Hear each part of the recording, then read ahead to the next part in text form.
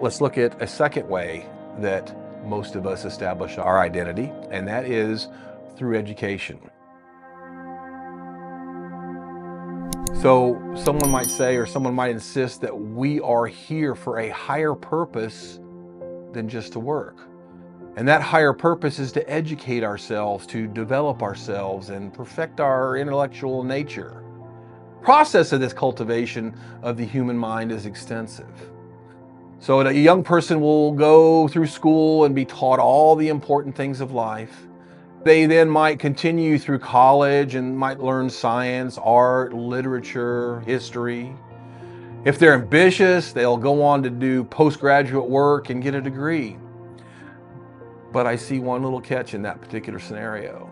That young person, educated, well cultivated, they're going to pass away and take all that education with them. All that culture, the love of music, or the arts or the sciences, and everything else will go right down with them into their grave. Everything done for man is going to go right down into the grave with them when they die.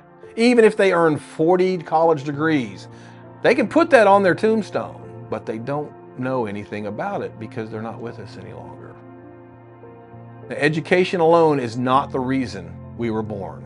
Our purpose is not for the perfecting of our intellectual nature, education, or the development of our minds. And I am not against education, because the alternative to education is simple ignorance. Education, however, doesn't answer the eternal purpose of why we're here. I have a third example. Some people gain their identity through the pleasures of life. Those people have a simpler viewpoint, and they tell us that we're here merely just to enjoy ourselves. There was a gentleman named Epicurus. He was the father of Epicureanism. He taught that pleasure is the chief end of man. Well, unfortunately, he earned a terrible reputation, but his idea was not as bad as it sounds. Epicurus did not teach that our purpose was to go out on a 3-week party binge or do drugs or engage in every physical and carnal pleasure known to society. He taught something quite the contrary. He taught that pleasure is the end of all things. The pleasure of friendship and the beauty of literature and poetry and music and art. He stated, and I'm going to quote, "The noble pleasures of a good conscience are what we were born for in order that we might enjoy life." Although he had good intentions and he tried to take the high road, he did it all wrong. Joy and pleasure all pass away. What does a man do when life offers him no more pleasure? Some have answered this emptiness by unfortunately taking their own lives.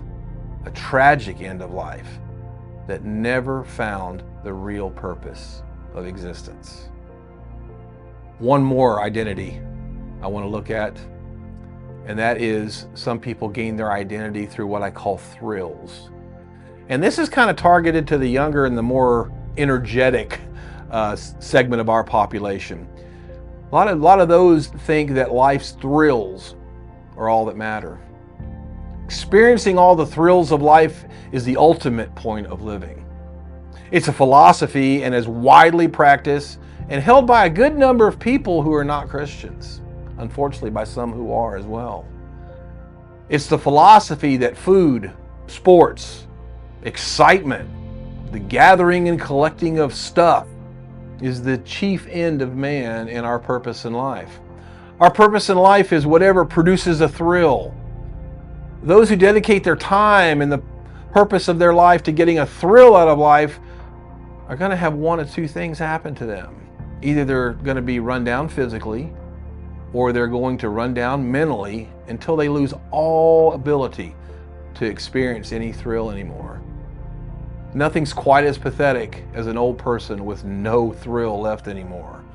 A bored, weary, defeated, burned out old man, if you will, who has spent his life seeking physical thrills wherever he could find them and at any cost now is old and tired and burned out. Nothing thrills him anymore. Trying to get through to him is like sticking an ice pick into a prosthetic leg. There's no response, there's no reaction, there's no life, and there's no feeling left. If that is all life is for, I think God made a terrible mistake when He created this whole world. If that is all, we should all cry out to Him. We should complain and say, "Why did you make me like this?" Well, guess what? This is not all life is for, because He made you and He made me for something much, much more. In fact, Psalm 139 verse 14 says this. It says, "Thank you for making me so wonderfully complex. Your workmanship is marvelous, how well I know it." Our identity is not wrapped up in people, in places, or things. Our identity is in God. Join us next week as we discover how to restore our identity.